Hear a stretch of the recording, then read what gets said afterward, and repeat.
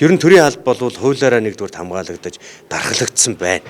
Гэхдээ гүйцэтгэл, үр дүн, хариуцлагын асуудлыг ярихад ихээхэн хэмжээнд шүмжлэлтэй хандж байна, тийм ээ.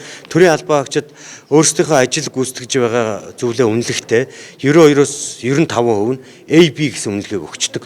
Гэтэл олон нийтийн зүгээс төрийн албыг үнэлж байгаа байдлыг аваад үзэхэд 50-аас 60% үнэлж идэг. Нэгсэндээ одоо яг өөрсдийн үнэлгээтэй харьцуулаад үзэх юм бол дийлэнх нь F гэсэн үнэлгээг аваад штэ. Тэгэхээр төр нэг талдаа бол өөрсдийгөө сайн гэж үнэлээд хахад ард иргэд сайн гэж үнэлэхгүй байгаа. Энэ одоо зөрчлийг л арилгах нь төрийн албаны шинжилгээний бодлогын үндсэн зорилго оршин хуулийн шинжилгээний үндсэн зорилго нь орших юм а гэж ингэж үзэж болно. Түрүүнд би хэллээ. Төрийн албаны нийт одоо ажиллах хүчний дээд хязгаарыг Монгол улсын нийт ажиллах хүчний 15%-өөс хэтэрдэггүй байх энэ зохицуултыг Монгол улсын засгийн газраас ойрын хугацаанд хуулийн нэмэлт өөрчлөлтийг боловсруулж өргөн барихаар зорж байна.